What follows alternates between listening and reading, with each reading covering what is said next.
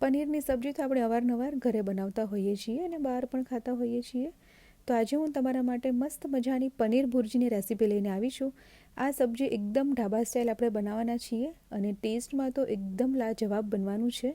તો જો તમારે પણ એકદમ ઢાબા જેવા ટેસ્ટનું સ્મોકી ફ્લેવરનું પનીર ભુરજી ઘરે બનાવવું છે તો આ રેસીપી ચોક્કસથી ફોલો કરજો અને બનાવ્યા પછી કમેન્ટમાં તમારો ફીડબેક જણાવવાનું નહીં ભૂલતા. તો હું છું Nirali, welcome to my channel Nirali's food world. તો ચાલો રેસીપી જોઈ લઈએ. તો તેના માટે સૌથી પહેલાં કઢાઈમાં 4 ટેબલ સ્પૂન તેલ ગરમ કરવા માટે મૂકવાનું છે. સાથે એક મોટી ચમચી સફેદ માખણ લઈ રહી છું, ઘરનું બનાવેલું. તમે રેડીમેડ બટર યુઝ કરતા હો તો એ પણ લઈ શકાય. બંને વસ્તુને ગરમ કરી લેવાની છે. અહીંયા વઘારમાં તેલ અને બટર મિક્સ જ લેવાનું, નહીં તો એકલું બટર છે તે બળી જશે. હવે 2 ટેબલ સ્પૂન આદું, લસણ અને લીલા મરચાંની પેસ્ટ બનાવેલી લીધી છે. થોડી સેકન્ડ્સ માટે બધી વસ્તુને સાંતળી લેવાની છે. ત્યાર પછી મેં અહીંયા 3 મીડિયમ સાઇઝની ડુંગળીને આ રીતે ઝીણી કટ કરીને લીધી છે. ડુંગળીને સતત ચલાવતા જઈ બ્રાઉન કલરની થાય ત્યાં સુધી સાંતળી લેવાની છે. તો ડુંગળી સરસ સંતળાઈ ગઈ છે. હવે તેમાં બેસન ઉમેરવાનું છે. તો 2 ટેબલ સ્પૂન બેસન ઉમેરવાનું છે. અહીંયા આપણે જે કાજુની પેસ્ટ ઉમેરતા હોઈએ છીએ એના બદલે બેસન ઉમેર્યો છે. એનાથી શું થશે કે ગ્રેવી આપણી છે તે એકદમ પાણી નહીં બને. પનીર ભુરજી કે બીજું કોઈ પણ શાક આપણે બનાવતા હોઈએ ગ્રેવીવાળું ત્યારે તેમાં પાણી અલગ પડતું હોય છે. તો આ રીતે બેસન ઉમેરવાથી તે પાણીને એબ્ઝોર્બ કરશે અને એકદમ સરસ ટેક્સચર આવશે ગ્રેવીનું. બિલકુલ પણ તમને સાઈડમાં પાણી છૂટું પડતું નહીં લાગે જ્યારે તમે સર્વ કરશો. બેસનના બદલે તમે કાજુની પેસ્ટ પણ ઉમેરી શકો, પણ બેસન એકદમ ઇઝી ઓપ્શન છે, દરેક લોકો પાસે અવેલેબલ હશે. તો જ્યારે પણ તમારે પનીર ભુરજી બનાવવી હોય ત્યારે તમે ફટાફટ બનાવી શકો. 2 થી 3 મિનિટ જેવું બેસનને એકદમ સારી રીતે રોસ્ટ કરી લીધો છે. અત્યારે હવે એકદમ સરસ સુગંધ આવવા લાગી છે. ત્યાર પછી તેમાં મસાલા ઉમેરીએ. તો 2 ટેબલ સ્પૂન કશ્મીરી લાલ મરચું પાવડર ઉમેરવાનું છે. 1 ચમચી ધાણા જીરું, 1 ચમચી હળદર, 1 ચમચી કાળા મરીનો પાવડર ઉમેરવાનો છે. હવે બધી વસ્તુને મિક્સ કરી લઈ થોડી સેકન્ડ્સ માટે મસાલાને સાંતળી લેવાના છે. તો સરસ રીતે હવે મસાલા છે તે સંતળાઈ ગયા છે. હવે તેમાં ટમેટાં ઉમેરવાના છે.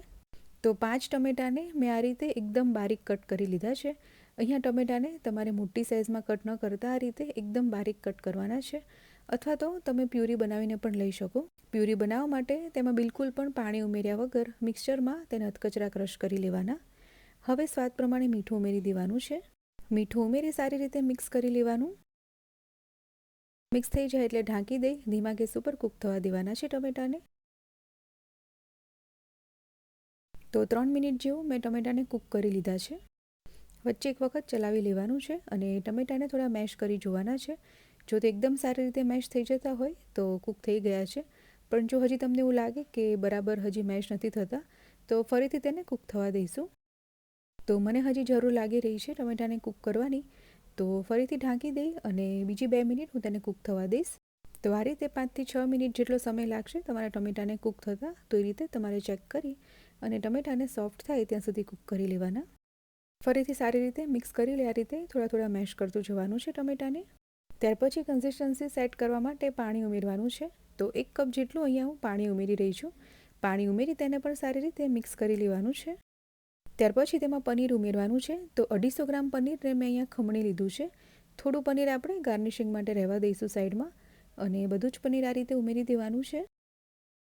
પનીર ઉમેર્યા પછી તેને પણ સારી રીતે ગ્રેવી સાથે મિક્સ કરી લેવાનું. તો સરસ રીતે પનીર મિક્સ થઈ ગયું છે. હવે એકદમ ક્રીમી એવો ટેસ્ટ આવે એના માટે અહીંયા હું એકદમ મોળું એવું દહીં છે એ વિસ્ક કરીને લઈ રહી છું, 3 ટેબલ સ્પૂન જેટલું. તમે આના બદલે તમારા પાસે જો ફ્રેશ ક્રીમ હોય તો એ પણ લઈ શકો છો. હવે ઢાંકી દઈ અને 1 મિનિટ માટે જ રહેવા દેવાનું છે. 1 મિનિટ જેવું રહેવા દઈ ત્યાર પછી તેમાં કસૂરી મેથી ઉમેરી દેવાની છે. તો 1 ટેબલ સ્પૂન કસૂરી મેથી લેવાની છે અને તેને આ રીતે હાથેથી ક્રશ કરીને ઉમેરવાની, એટલે એકદમ સરસ ફ્લેવર આવશે. હવે તેમાં 1 ચમચી ગરમ મસાલો ઉમેરવાનો છે.